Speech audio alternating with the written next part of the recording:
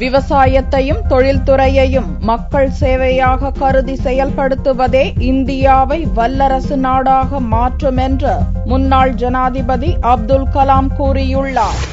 சேலம் மாவட்டம் ஏற்காட்டில் நடைபெற்ற தனியார் பள்ளி நிகழ்ச்சி ஒன்றில் கலந்து கொண்ட முன்னாள் ஜனாதிபதி அப்துல் கலாம் மாணவ மாணவியர்களுடன் கலந்துரையாடினார். அப்போது பேசிய கலாம் 60 கோடி இளைஞர்களை கொண்ட இந்திய நாடு மிகப்பெரிய வல்லமை சக்தி கொண்டது என்றும் விவசாயமும் தொழில்துறையும் மக்கள் சேவையாக கருதி செயல்படுத்தப்படுவதோடு ஊழலற்ற நாடாக திகழ்ந்தால் 2020 இந்தியா வல்லரசு நாடாக திகழும் என்பது உறுதி என்றும் கூறினார். இது குறித்து பார்லிமெண்டில் விவாதிக்க வேண்டியது அவசியம் என்றும் அப்துல் கலாம் வலியுறுத்தினார்.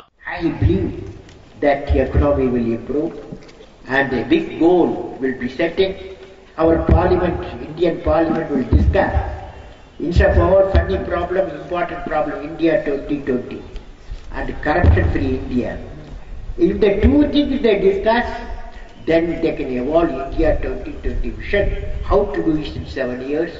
And you will find a nation where the rural and urban divide is reduced to thin line. A nation where agriculture, industry, service sector work together in symphony.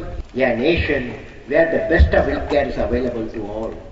முன்னதாக பள்ளி குழந்தைகளின் வரவேற்பை ஏற்றுக்கொண்ட அப்துல் கலாம் சுற்றுப்புறச் சூழலை பாதுகாக்கும் வகையில் பள்ளி மாணவ மாணவிகள் நடத்திய கலை நிகழ்ச்சியையும் கண்டு களித்தார்.